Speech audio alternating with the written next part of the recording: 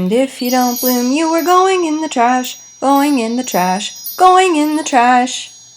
Hey guys, it's me Astrid, and today I wanted to repot this sad dehydrated little Dendrobium stratiotes into semi-hydroponic. I know I haven't been on YouTube tons lately, but I wanted to go ahead and show you guys a repotting video because it's been a while and this guy is definitely ready for a repot.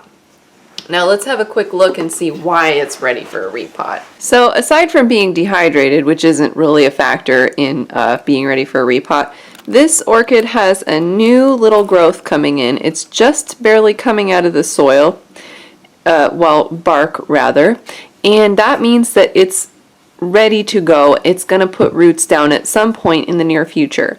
Not too near, but near enough that I feel like I want to repot it. Now there are some caveats to repotting something into semi-hydroponic right now with a new growth like this.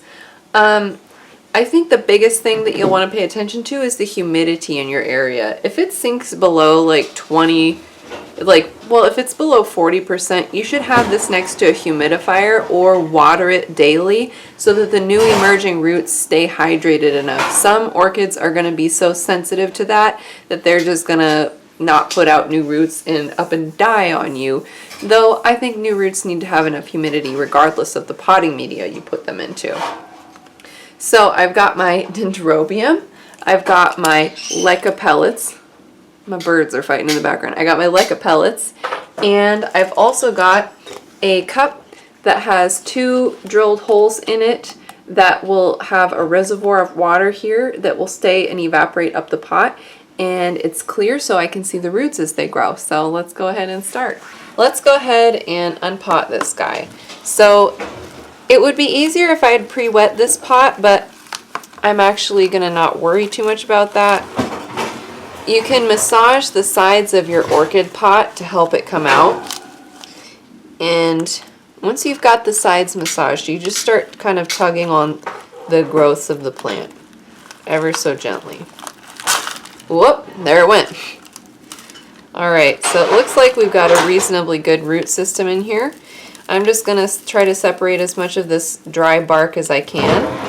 And, oh, it looks like this new growth already put out a few roots. And I didn't water you, you poor, poor plant.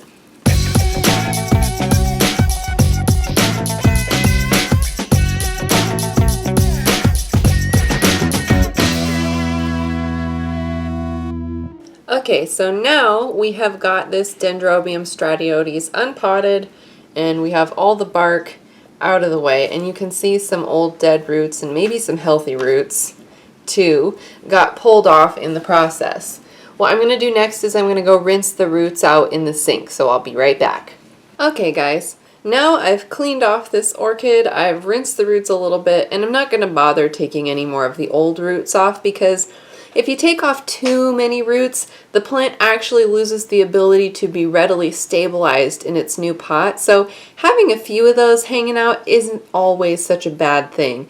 Now if your orchid has roots that look like a bundle of Rapunzel's hair, maybe you could take some of those out. But if it's got this few roots, I really wouldn't go, snipping away at it too wildly.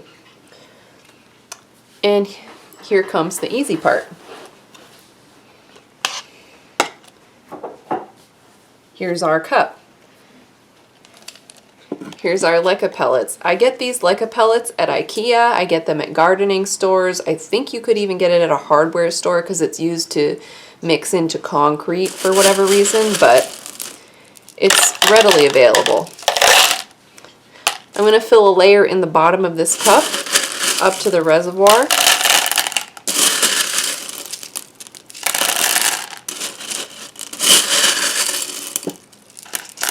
Maybe a little higher because these roots aren't very long.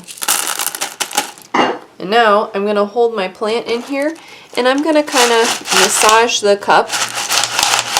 I'm going to aim the new growth toward the middle of the cup so I can leave this orchid in the cup for as many years as possible while it puts new growths out this way and this way.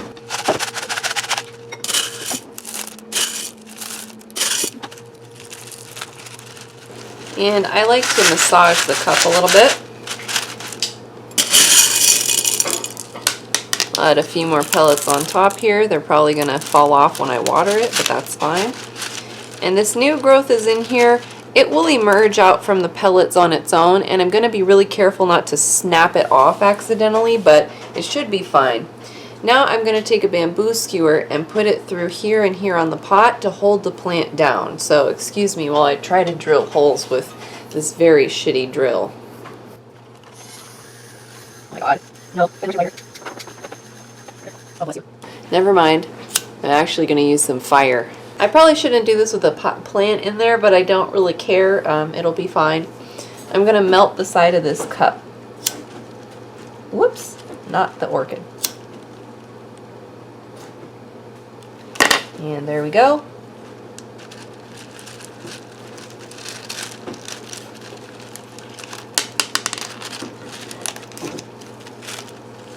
And I'm going to work this stick through, and I'm going to push it.